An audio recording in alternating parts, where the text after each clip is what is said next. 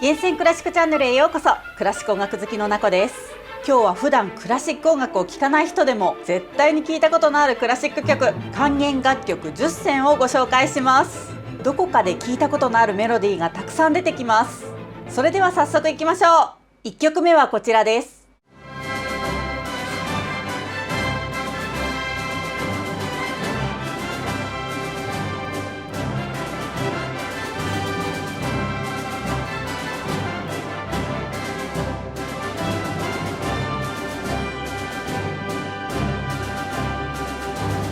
この曲は19世紀末から20世紀前半に活躍したフランスの作曲家ラヴェルの代表作ボレロです。この作曲はある編曲の依頼がきっかけでした。イダ・ルビンシュタインというバレエダンサーがあるピアノ曲をオーケストラ曲に編曲してほしいとラヴェルに依頼したのです。ラヴェルは管弦楽の魔術師と呼ばれるほどオーケストラの使い方が卓越していた作曲家だったのです。依頼された曲の編曲に取り組もうとしたラヴェルでしたが、途中である事実が発覚します。それは元の曲の編曲の権利を別の音楽家が持っているということでした。そこでラヴェルは編曲を諦め、代わりにルビンシュタインのために新曲を作ってあげることにしました。こうして出来上がったのがこのボレロです。ボレロは非常にセンセーショナルな楽曲でした。これまでの音楽に見られたような形式はなく、テンポやテーマ、メロディーがずっと一定で、ボリュームもほぼ同じペースで上がっていく、なんとも不思議な魅力のある曲です。ラヴェル自身、この曲がそれほど人気が出るとは思っていなかったようですが、予想に反し爆発的な大ヒットを記録しました。現在でも多くのファンに親しまれています。2曲目はこちらです。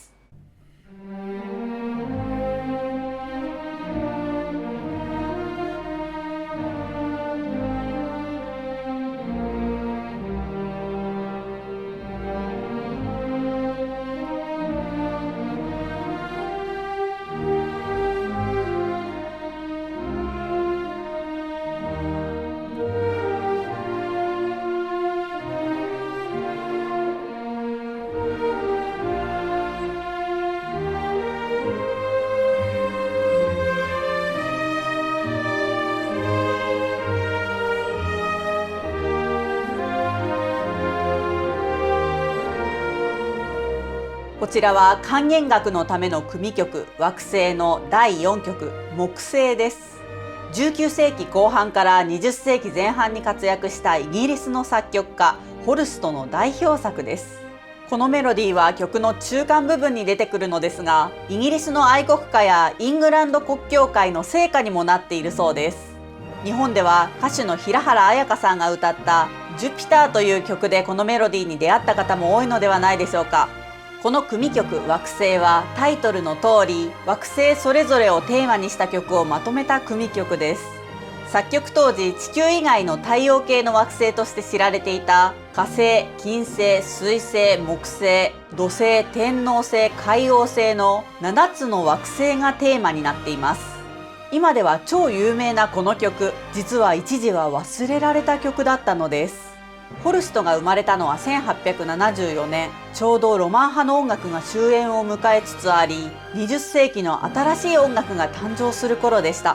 ホルストの一回り上には印象主義、象徴主義で知られるドビュッシーがいて、ホルストと同じ年には無調音楽や12音技法で知られるシェーンベルクが生まれており、翌年には先ほどご紹介した管弦楽の魔術師ラヴェルが、その翌年にはクラシック音楽とスペインの音楽を融合させたファリャが生まれ、さらに6年後には20世紀最高の作曲家と呼ぶ人の多いストラヴィンスキーも誕生します。この時代の作曲家たちは非常に個性的で斬新で挑戦的な作品を次々に発表していたため、ホルストと惑星は徐々に忘れられていきました。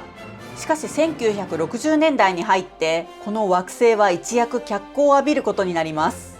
帝王と呼ばれた伝説的な指揮者カラヤンが世界有数のオーケストラウィーンフィルと共にこの曲集を取り上げたのです。発売されたレコードは大ヒットを記録し、それ以降世界中で親しまれる名曲となりました。3曲目はこちらです。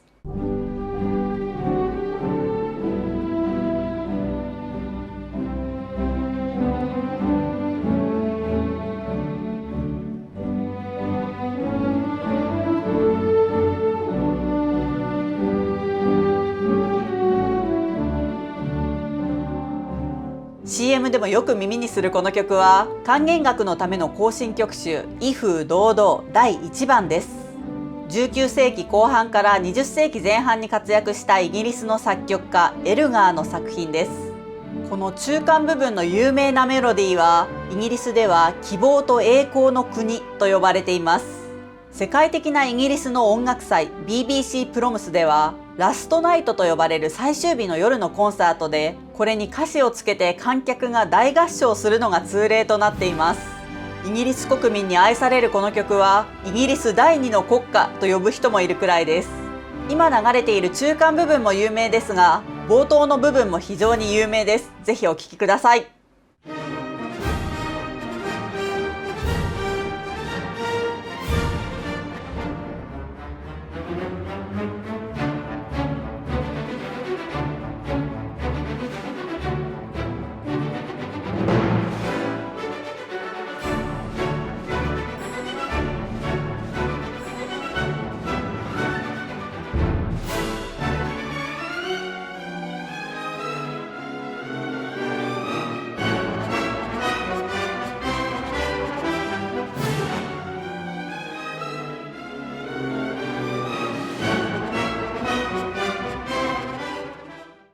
4曲目はこちらです。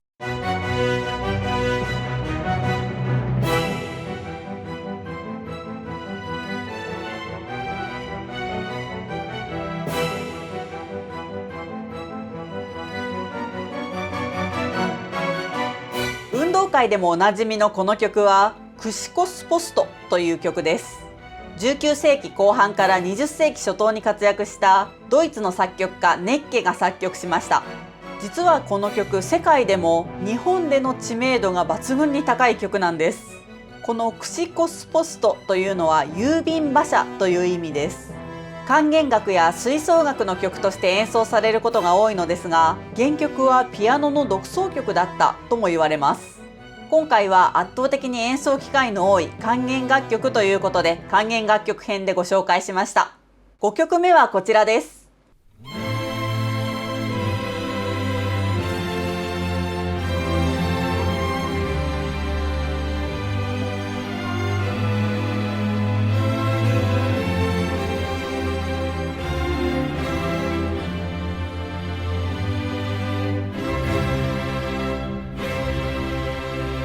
CM などでおなじみのこの曲は弦楽セレナード波長長第1楽章です。19世紀半ばから19世紀末に活躍したロシアの作曲家チャイコフスキーの作品です。こちらは管楽器のない弦楽オーケストラのための作品ですが今回この管弦楽曲版でご紹介します。セレナードやセレナーデと呼ばれる曲は日本では小夜曲と表記されます。夜に恋人のために窓辺で演奏される愛の歌を指す言葉です。管弦楽曲では小さいアンサンブルの曲をセレナードと呼びます。この曲はチャイコフスキーがリスペクトしていたモーツァルトの精神に立ち返る目的で作曲されたと言われています。チャイコフスキーはこの曲についてこんな言葉を残しています。強い内的衝動によって書かれたもので、だからこそ真の芸術的な価値を失わないものです。6曲目はこちらです。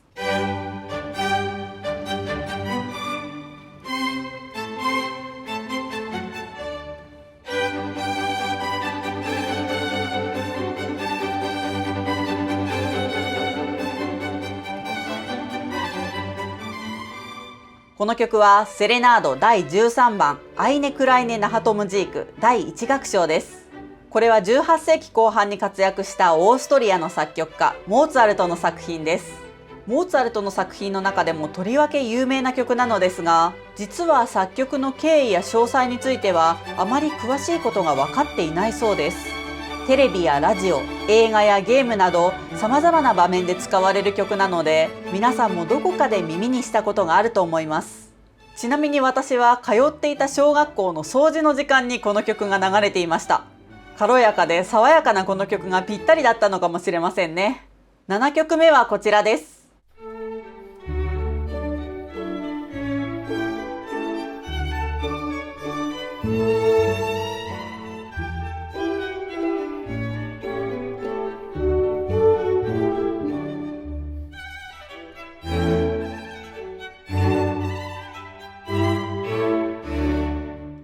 曲は同じくモーツァルトのディベルティメント第17番第3楽章です。ディベルティメントは日本語で嬉しく遊ぶ曲と書いて喜遊曲と呼びます。イタリア語のディベルティーレが語源になっています。この言葉はエンターテインメントとかアミューズといった楽しませるという意味を持つ言葉です。短い楽章で構成される自由な形式を持つ小編成のアンサンブルの曲をディベルティメントと言います。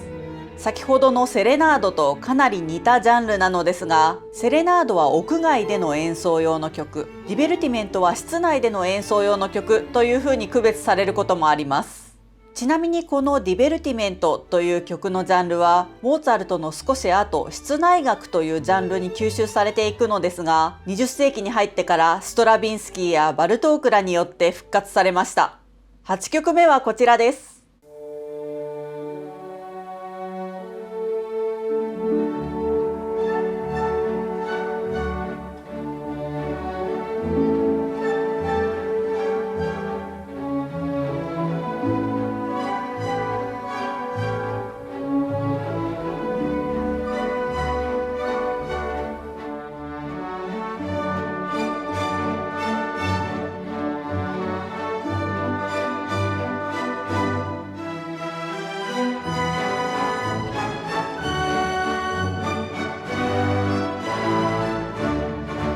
この曲は美しく青きドナウというワルツです。19世紀半ばから19世紀末に活躍したワルツ王と呼ばれたオーストリアの作曲家ヨハン・シュトラウス2世の代表作です。ワルツというのはオーストリアで生まれた4分の3拍子のダンス音楽のことです。当初ワルツは下層階級のものと思われていたそうなのですが、あることをきっかけに状況が一変します。それがヨーロッパの市民革命でした。フランス革命などの市民革命がヨーロッパ各地で起こり、貴族は市民との軋轢を恐れるようになっていました。この貴族と市民の亀裂を埋めるため、神聖ローマ帝国のヨーゼフ2世がワルツを利用したのです。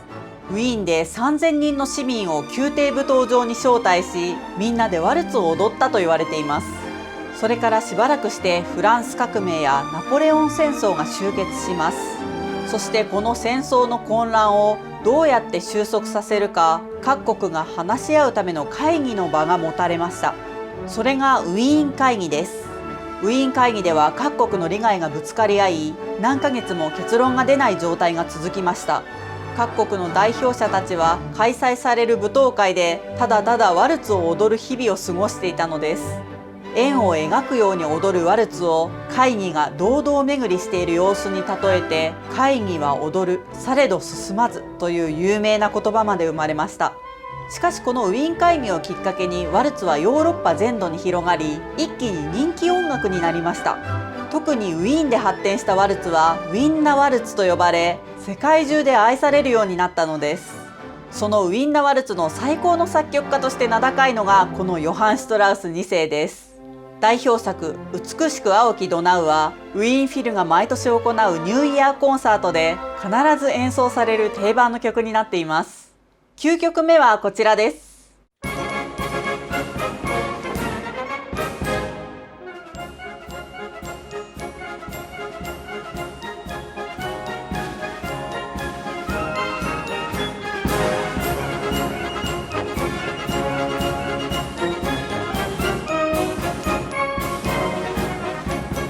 この曲はラデツキー行進曲です。19世紀前半に活躍したオーストリアの作曲家であり、先ほどのヨハン・シュトラウス2世の父親にあたるヨハン・シュトラウス1世の作品です。ラデツキー行進曲はヨハン・シュトラウス1世の最高傑作と名高い曲です。先ほどの美しく青きドナウとともにニューイヤーコンサートの定番曲になっています。このラデツキーというのは人の名前です。オーストリア史上最も卓越した軍人と呼ばれるヨーゼフ・ラデツキー将軍のことです。この頃のオーストリア帝国の領土は広く、現在の北イタリアもオーストリア帝国の一部でした。その北イタリアで起こった独立運動を鎮圧したのがラデツキー将軍でした。オーストリア帝国はこの勝利を受けて祝祭を開催することにしました。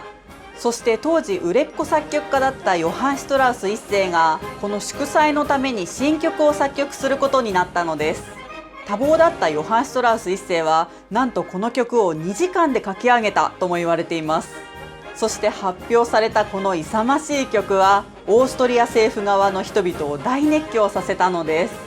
この行進曲のおかげでオーストリア政府軍の士気は高まり、ウィーンを革命から救ったのはヨハン・シュトラウスだとまで言われるようになりました。最後の10曲目はこちらです。